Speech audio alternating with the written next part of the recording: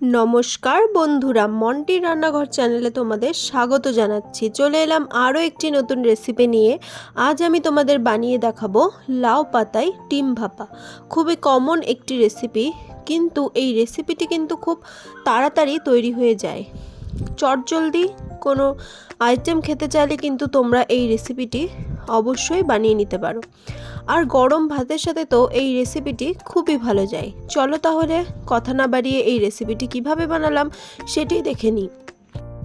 রেসিপিটি বানানোর জন্য এখানে আমি 4টে ডিম সেদ্ধ করে নেব।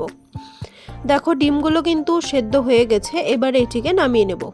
তারপরে আরও কিছুটা জল আমি গরম করে নেব। এইবারে এই গরম জলের মধ্যে লাউ পাতাগুলোকে দিয়ে দেব, আর 2 থেকে 3 সেকেন্ড মতো এই পাতাগুলোকে কিন্তু জলের মধ্যে রেখে দেব। ব্যাস, তারপরে কিন্তু উঠিয়ে নিতে হবে। এইবারে একটি মিক্সচার গ্রাইন্ডারে নিয়ে নেব 2টো কাঁচা লঙ্কা। এইবারে এর মধ্যে দিয়ে দেব 2 টেবিল স্পুন মতো সর্ষে। এখানে আমি কালো সর্ষেটা কিন্তু ইউজ করেছি, তোমরা চাইলে সাদা সর্ষেও ইউজ করতে পারো। এইবারে এর মধ্যে দিয়ে দেব 1 টেবিল স্পুন মতো পোস্ত।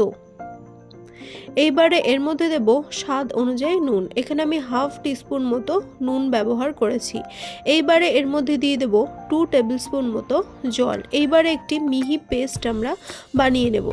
এদিকে দেখো সেদ্ধ করা ডিমগুলোকে আমি হাফ করে কেটে নিয়েছি, আর এর ওপরে কিন্তু কিছুটা পরিমাণ নুন আমরা ছিটিয়ে দেব।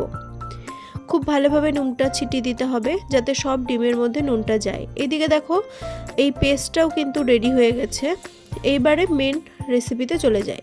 তার জন্য যে লাউ পাতাগুলোকে আমরা একটু ভাপিয়ে রেখেছিলাম, সেই লাউ পাতার উপরে প্রথমে কিছুটা পরিমাণ সর্ষে পোস্ত বাটা দিয়ে দেব। তারপরে এর উপরে দিয়ে দেব নুন মাখানো এই ডিমটাকে। তারপরে এর উপরে আরও কিছুটা সর্ষে পোস্ত বাটা দিয়ে দেব। যেহেতু এইটাকে আমরা ভাজবো, মানে ফ্রাই করব, তার জন্য কিন্তু আমি এর মধ্যে কোনো লঙ্কা, মানে গোটা কাঁচা লঙ্কা ইউজ করিনি। আমি এভাবেই কিন্তু এটাকে ফ্রাই করব। তোমরা চাইলে ইউজ করতে পারো এর মধ্যে গোটা কাঁচা লঙ্কা। এইবারে দেখো এই প্রসেসে কিন্তু আমি এই লাউ পাতাগুলোকে ভাজ করে নেব। খুব ভালোভাবে ভাজ করে নিতে হবে। যেহেতু এই লাউ পাতাটিকে আমি ভাপিয়ে নিয়েছি, তার জন্য কিন্তু এটি খুলে আসবে না। যদি লাউ পাতাটিকে কাঁচা অবস্থায় তোমরা এই প্রসেসটি করতে নিতে, তাহলে কিন্তু লাউ পাতাটি খুলে আসতো। ভাপিয়ে নেওয়ার কারণে এটি খুলে আসবে না, তার জন্য এর মধ্যে কোনো সুতোও পেঁচাতে হবে না। এইভাবে আমি বাকিগুলোও কিন্তু তৈরি করে নেব। আমি আর একটা লাউ পাতায় কিভাবে আমি মোড়ালাম সেটা তোমাদের আরেকবার দেখিয়ে দিলাম। ঠিক এই প্রসেসেই কিন্তু এই পাতাগুলোকে মোড়াতে হবে। আর পাতাগুলোকে ভাপিয়ে নেওয়ার পর কিন্তু এর জলটিকেও ভালোভাবে ঝরিয়ে নিতে হবে, না হলে ভাজার সময় কিন্তু তেল ছিটে আসবে। দেখো এই প্রসেসেই কিন্তু তোমরা পাতাগুলিকে মুড়িয়ে নেবে, আর এটি কিন্তু বাঁধারও কোনো প্রয়োজন নেই।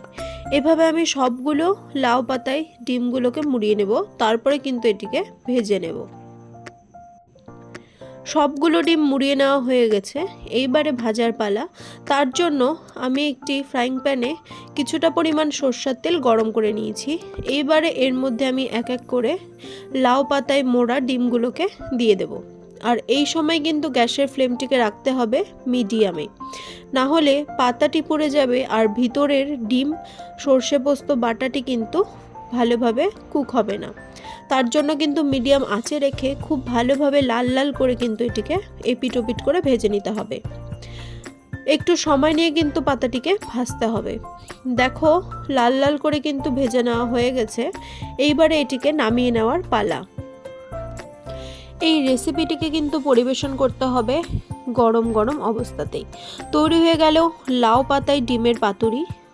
আশা করব তোমাদের এই রেসিপিটি খুব ভালো লাগবে। তোমরা বাড়িতে একবার ট্রাই করে অবশ্যই রেসিপিটি দেখবে। আর আমার এই রেসিপিটি যদি তোমাদের ভালো লাগে, অবশ্যই ভিডিওটি লাইক করবে, শেয়ার করবে এবং চ্যানেলটিকে সাবস্ক্রাইব করে পাশে থাকবে। আর বেল আইকনটিকে কিন্তু অবশ্যই প্রেস করে রাখবে। আরও নতুন নতুন রেসিপি পাওয়ার জন্য অবশ্যই আমার চ্যানেলটির পাশে থাকবে। আজ তবে চলি, থ্যাংক ইউ।